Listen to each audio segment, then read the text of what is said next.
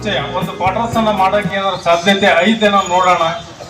ಅಲ್ಲಿ ಕೆಲಸ ಮಾಡೋಂಥವ್ರಿಗೆ ಒಂದು ಕ್ವಾರ್ಟರ್ಸ್ ಕಟ್ಟಕ್ಕೆ ಸಾಧ್ಯ. ಈಗ ಯಾವ್ದಾರ ನಿವೇಶನ CSIT ಯಾವ್ದಾರು ಲಭ್ಯ ಇದ್ರೆ ದೊಡ್ಡದ ಅದನ್ನ ಸಿಬ್ಬಂದಿಯ ಒಂದು ಕ್ವಾರ್ಟರ್ಸ್ಗೆ ಅಂತ ಈಗ ಒಂದು ಮೀಸಲಿಟ್ರೆ ಚೆನ್ನಾಗಿರುತ್ತೆ. ಮುಂದೆ ಅನುದಾನದ ನೋಡ್ಕೊಂಡು ಎಲ್ಲ ಸದಸ್ಯರು ಸೇರ್ಕೊಂಡು ಶಾಸಕರಲ್ಲಿ ಮಂತ್ರಿಗಳಲ್ಲಿ ಒಂದು ಬೇಡಿಕೆ ಮನವಿ ಸಲ್ಲಿಸಿ ಅನುದಾನ ಬಂತಂದ್ರೆ ಮುಂದೆ ಕಟ್ಟೋಣ.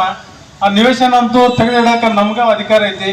ಮುಂದಿನ ಒಂದು ಸಾಮಾನ್ಯ ಸಭೆಯೊಳಗ ಯಾವ್ದಾರ ಒಂದು ಗುರುತಿಸಿಟ್ಟು ಪಟ್ಟಣ ಪಂಚಾಯತಿ ಸಿಬ್ಬಂದಿಗೆ ಒಂದು ಕ್ವಾರ್ಟರ್ಸ್ಗಾಗಿ ವಸತಿ ನಿವೇಶನವನ್ನ ಮೀಸಲಿಡೋಣ ಅಂತ ಒಂದು ಕೋರಿಕೆ.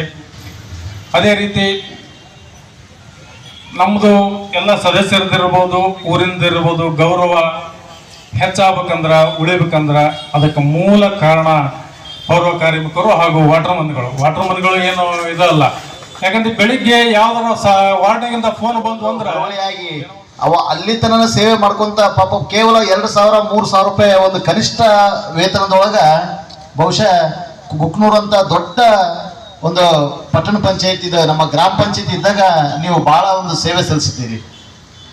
ಅದಾದ ನಂತರದಲ್ಲಿ ಒಂದು ಹಿಂದಿನ ಒಂದು ಪಟ್ಟಣ ಪಂಚಾಯತಿ ಬಾಡಿ ಸಹೋದರಿ ಸುಭದ್ರಮ್ಮ ಮಲ್ಯಪ್ಪ ಅಣ್ಣಿಗೇರಿ ಅವರು ಅಧ್ಯಕ್ಷರಾಗಿದ್ದರು, ಸಹೋದರ ಸಿರಾಜುದ್ದೀನ್ ಕರ್ಮುಡಿ ಅವರು ಉಪಾಧ್ಯಕ್ಷರಿದ್ದರು. ಆ ಟೈಮಲ್ಲಿ ಇಲ್ಲಿ ನಮ್ಮ ವೇದಿಕೆ ಮೇಲೆ ಹಲವಾರು ಜನ ಹಿಂದಿನ ಪೀರಿಯಡಲ್ಲಿ ಇರ್ತಕ್ಕಂಥ ಸದಸ್ಯರಾಗಿರ್ಬೋದು ಅಥವಾ ಈಗಿನ ಸದಸ್ಯರಾಗಿರ್ಬೋದು. ಇವತ್ತು ನಾವು ವಿಶೇಷವಾಗಿ ಆ ಒಂದು ಹಿಂದಿನ ಆಡಳಿತ ಇರ್ತಕ್ಕಂಥವ್ರು ನೆನೆಸಲೇಬೇಕಾಗುತ್ತೆ. ಯಾಕಂದ್ರೆ ಅವಾಗ ಕನಿಷ್ಠ ವೇತನ ಒಂದು 2,000-3,000 ಇರ್ತಕ್ಕಂಥದ್ದನ್ನ ಒಂದು ಎಲ್ಲ ಪೌರ ಕಾರ್ಮಿಕರಿಗೆ ವಿಶೇಷವಾದ ದಿನಾಚರಣೆಯನ್ನ ಮಾಡಿ ವಿಶ್ವದಾದ್ಯಂತ ಪೌರ ಕಾರ್ಮಿಕರನ್ನ ಅತ್ಯಂತ ಕೆಟ್ಟದಾಗಿ ನೋಡುವಂತ ಪರಿಸ್ಥಿತಿ ಇತ್ತು. ಪೌರ ಕಾರ್ಮಿಕರಂದ್ರೆ ಮೊದಲು ಅವರನ್ನ ಮುಟ್ಟಿಸ್ಕೊಳ್ಳುವಂತ ಪರಿಸ್ಥಿತಿ ಯಾರು ಇರಲಿಲ್ಲ ಕಳೆದ 40-50 ವರ್ಷಗಳ ಹಿಂದೆ ಹೋದ್ರೆ.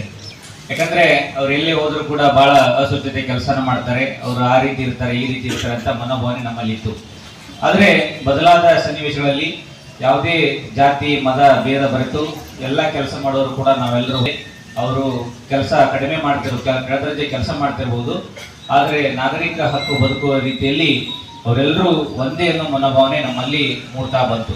ಇವತ್ತು ಹೇಗಾಗಿದೆ ಅಂದ್ರೆ ನಮ್ಮ ಪ್ರತಿ ಪೌರ ಕಾರ್ಮಿಕರು ಕೂಡ ನಮ್ಮ ಸಾಮಾನ್ಯ ಸಭೆಯಲ್ಲಿ ಅಧ್ಯಕ್ಷರ ಜೊತೆನೆ ಕೂಡುವಂತ ಪರಿಸ್ಥಿತಿ ನಿರ್ಮಾಣವಾಗಿದೆ ಅಂದ್ರೆ ತಪ್ಪಾಗಲಾರದು. ಅಂತ ಒಂದು ಸ್ಥಿತಿಯನ್ನು ತಂದಿದ್ದವರು ಯಾರಂದ್ರೆ ಜನ ಸರ್ಕಾರಗಳು ಹಾಗೂ ಇಲ್ಲಿರುವಂತ ಜನಪ್ರತಿನಿಧಿಗಳು ಹಾಗೂ ನಮ್ಮಲ್ಲಿ ಮೂಡಿರುವಂತ ಒಂದೇ ಮನೋಭಾವ ಎಂಬ ರೀತಿ. ಈ ಒಂದು ರೀತಿಯಲ್ಲಿ ನಾವು ಸಾಕಷ್ಟು ಪೌರ ಕಾರ್ಮಿಕರನ್ನ ಅತ್ಯಂತ ಗೌರವದಿಂದ ನಾವು ನಡೆಸ್ಕೊಳ್ತಾ ಇದ್ದೀವಿ. ಅವರಿಗೆ ಬೇಕಾದಂತ ಮೂಲಭೂತ ಸೌಲಭ್ಯಗಳನ್ನ ಜನ ಸರ್ಕಾರ ಸುಮಾರು ಸಾಕಷ್ಟು ಕಾರ್ಯಕ್ರಮಗಳನ್ನ ನೀಡಿದೆ. 2006ರಿಂದ ಇತ್ತೀಚೆಗೆ ಏನಿದೆ ಸಂಪೂರ್ಣ ಬದಲಾವಣೆ ಆಯಿತು. ಯಾಕಂದ್ರೆ